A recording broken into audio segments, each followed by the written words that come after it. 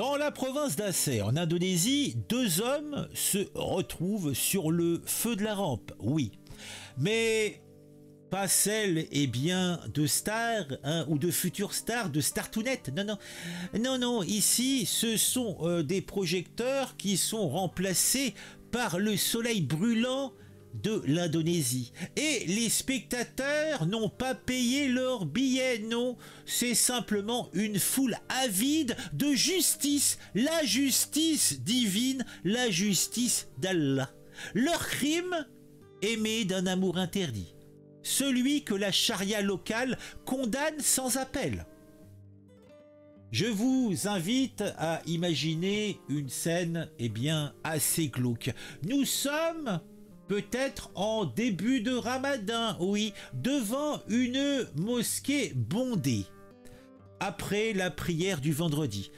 Nous avons nos deux protagonistes, appelons-les ainsi, qui ont été amenés sous le regard scrutateur de centaines de curieux composant cette masse informe. Le fouet claque. Encore et encore. Une fois, 2 fois, 10 fois, 15 fois, 20 fois. 77 fois pour être précis. Chaque coup résonne comme un écho sinistre dans l'air lourd de jugement, dans l'air lourd et sirupeux de l'Indonésie. Les autorités locales, fières de leur zèle, justifient cette punition par le respect de la loi islamique. Après tout, pourquoi se contenter de la justice quand on peut en faire un spectacle? D'ailleurs, dans nos contrées européennes, il était sympathique de montrer à un public avide de spectacles, eh bien, un écartèlement, une décapitation. Eh bien, il faut rire, il faut s'amuser. Et en Indonésie, en tout cas dans certains coins de l'Indonésie, où la loi, la charia, eh bien, est appliquée avec une rigueur que certains islamistes français voudraient appliquer chez nous, eh bien, ça fait un peu de spectacle. Mais bon, ne vous méprenez pas, mes chers camarades qui m'écoutez. Derrière cette mise en scène peut-être sanguinolente se cache une réalité bien plus sombre.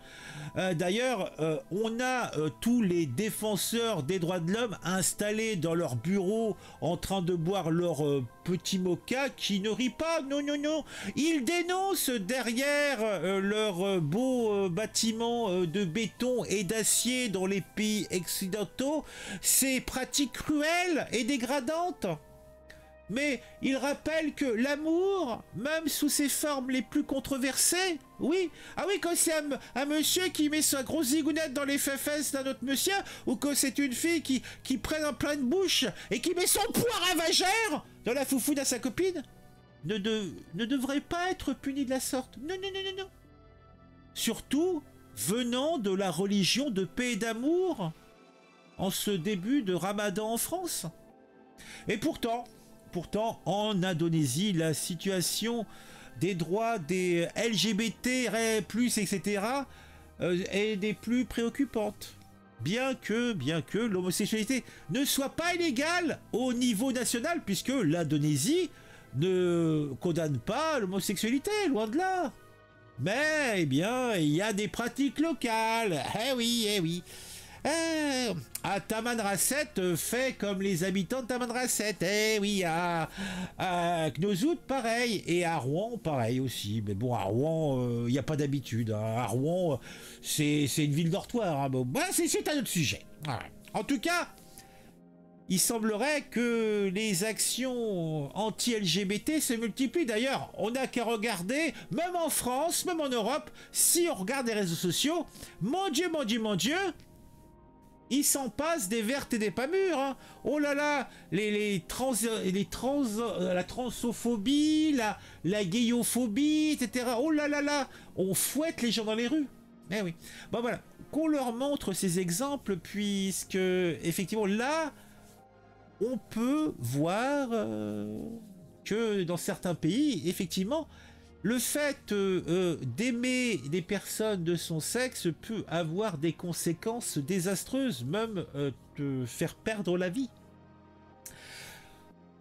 Et derrière tout ça, tu as des responsables politiques, des responsables religieux qui ont trouvé là un bouc ou des boucs émissaires faciles pour détourner l'attention des vrais problèmes du pays, là-bas en Indonésie, en France aussi.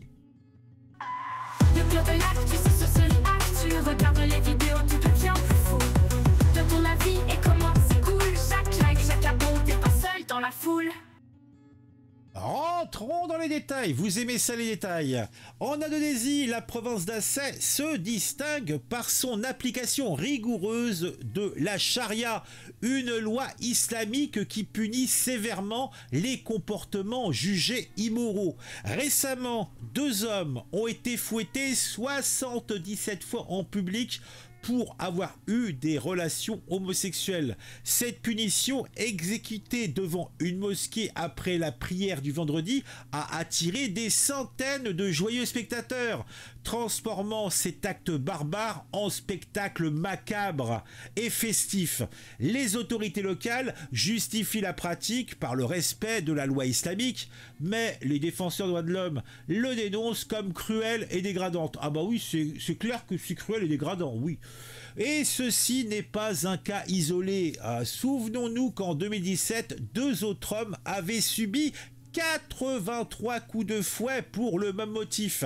La province d'Aceh est tristement célèbre pour ses lois strictes interdisant notamment les relations sexuelles hors mariage et la consommation d'alcool. Ces punitions publiques ne font peut-être qu'exacerber la haine et la violence envers la communauté LGBT déjà marginalisée dans le reste du pays. Ah, l'Indonésie. Ah, quel beau pays quand même. Hein. La situation des droits des LGBT en Indonésie est alarmante. Bigre. Bien que l'homosexualité ne soit pas illégale au niveau national, la communauté LGBT fait face à une discrimination croissante. Les propos et actions anti-LGBT se multiplient. Bigre. Le problème, c'est que comme ça crie partout aux actions anti-LGBT, on peut pas les quantifier entre celles « Ah, il m'a mal parlé dans la rue » à celles « Ah, je me suis fait fouetter » ou « Je me suis fait lyncher », il y a quand même un gap. En tout cas, les responsables politiques et religieux locaux en Indonésie sont derrière toutes ces mesures. Déjà, en 2017, le gouvernement fédéral avait tenté d'interdire les relations homosexuelles à l'échelle nationale, une proposition qui avait été abandonnée sous la pression internationale.